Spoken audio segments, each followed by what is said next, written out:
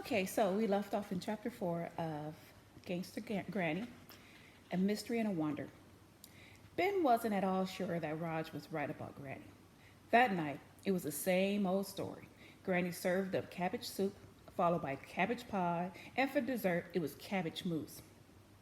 She even found some cabbage flavored after dinner chocolates somewhere. After dinner, Granny and Ben sat down together on the musty sofa as they always did. Scrabble time! Exclaimed Granny.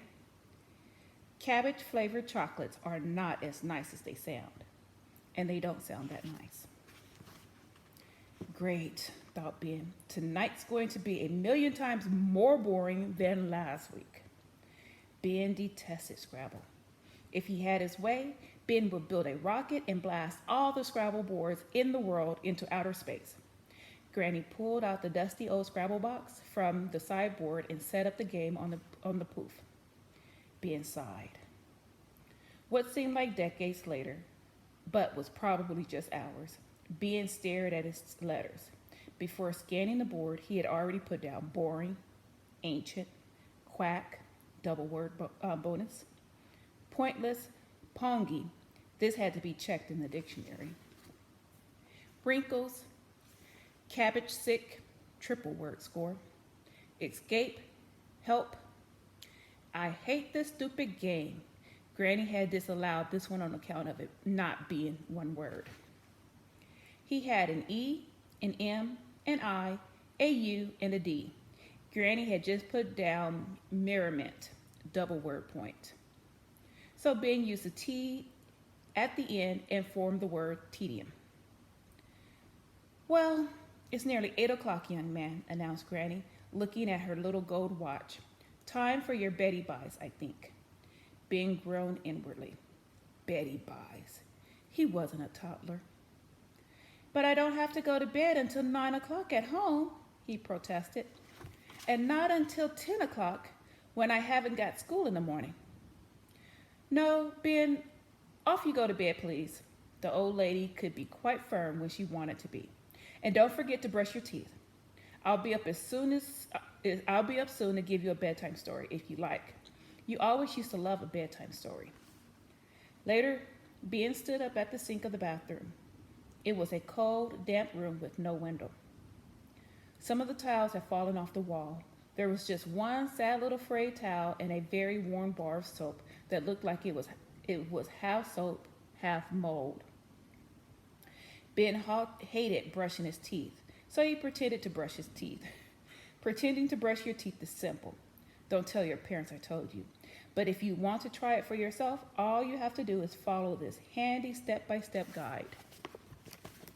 And here's the step-by-step guide.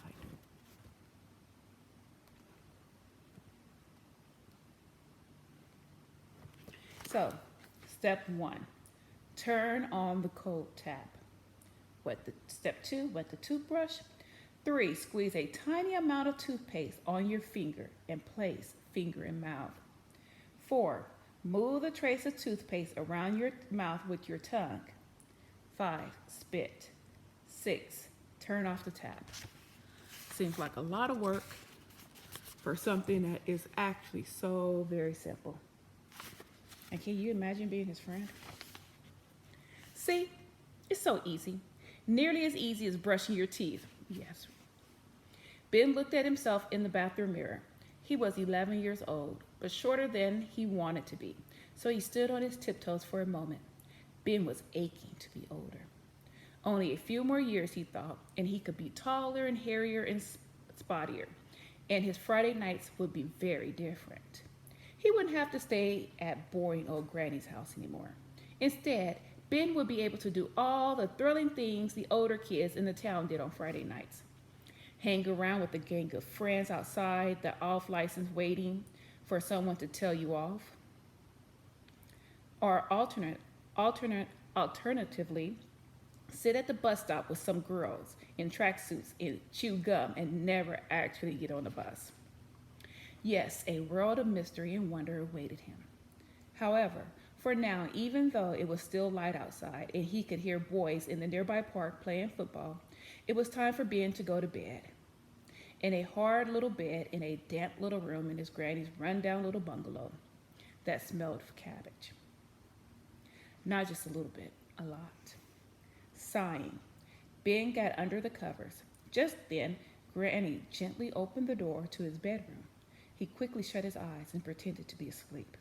She lumbered over to the bed, and Ben could feel her standing over him for a moment. "I was going to tell you a bedtime story," she whispered. The old lady had often told him stories when he was younger, about pirates and smugglers and master criminals. But he was far too old for all that nonsense now. "What a shame you're asleep already," she said. "Well, I just wanted to say that I love you. Good night, my little Benny." He hated being called Benny too, and little. The nightmare continued as Ben sensed his granny bending over to give him a kiss. The prickly old hairs on her chin bristled uncomfortably against his cheek. Then he heard the familiar rhythmic quacking sound as her bum squeaked with every step. She squeaked her way back to the door and closed it behind her, sealing the smell in.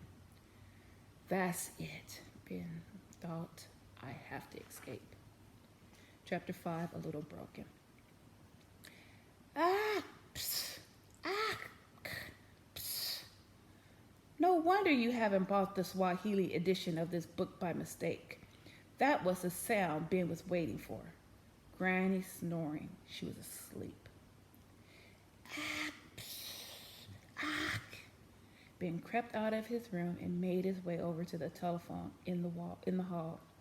It was one of those old-style telephones that purred like a cat when you dialed a number. "Mom," he whispered. "I can hardly hear you," she shouted back. There was loud jazz music playing in the background. Mom and Dad were at the arena again watching Strictly Stars Dancing live on stage live.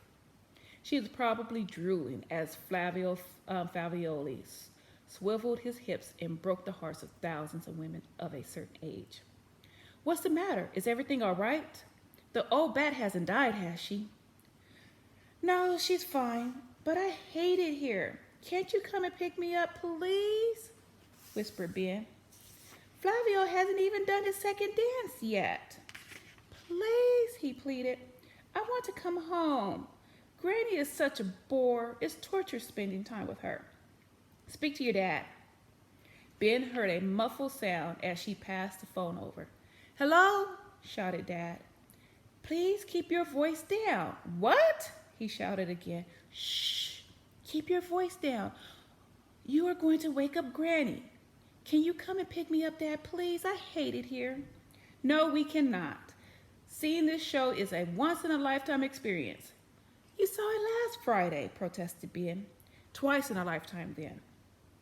"And you said you were going again next Friday too. Look, if I have any more of your cheek, young lad, you can stay with her until Christmas. Goodbye." With that, his dad hung up.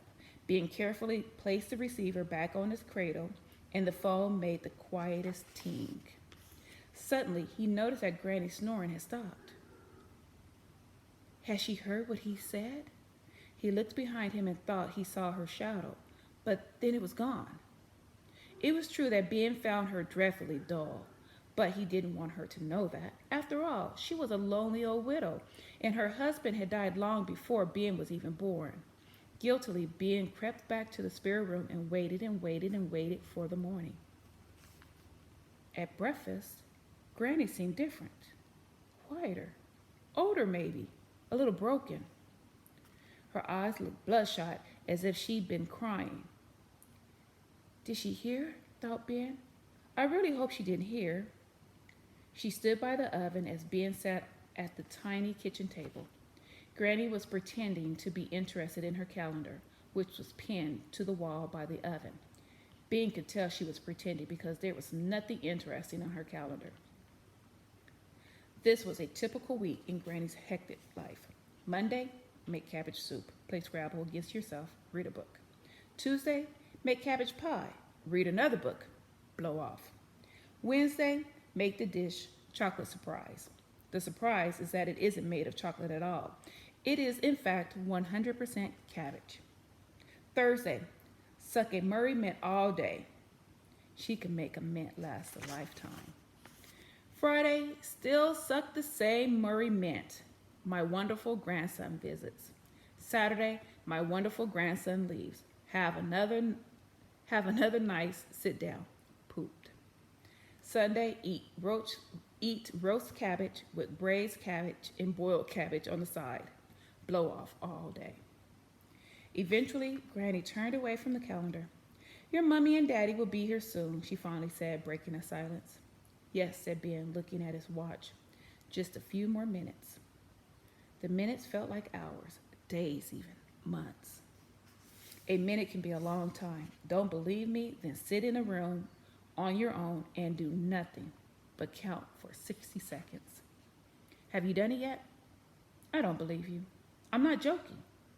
I want you to really go and do it. I'm not carrying on with this story until you do. It's not my time I'm wasting. I've got all day. Right? Have you done it now? Good. Now, back to the story. At just past 11 o'clock, the little brown car pulled up in front of Granny's house. Much like a getaway driver for a bank robbery, Mom kept the engine running. She leaned over and opened the passenger door so Ben could dive in quickly and they could zoom off. As Ben trudged towards the car, Granny stood at the front door. Would you like to come in for a cup of tea, Linda? She shouted. No, thank you, said Ben's mom. Quick, Ben, for goodness sakes, get in. She revved the engine. I don't want to have to talk to that old dear. Shh, said Ben. She'll hear you. I thought you didn't like Granny, said Mom. I didn't say that, Mom. I said I found her boring, but I don't want her to know that, do I? Mom laughed as they sped off out of gray clothes. I wouldn't worry, Ben. Your Granny isn't really with it. She probably doesn't understand what you're saying half the time. Ben frowned. He wasn't sure about that. He wasn't sure at all. He remembered Granny's face at the breakfast table. Suddenly, he had a horrible feeling she understood a lot more than he ever realized. And here's a picture of them speeding off, hurrying to get away from Granny. And that brings us to chapter 6. See you tomorrow.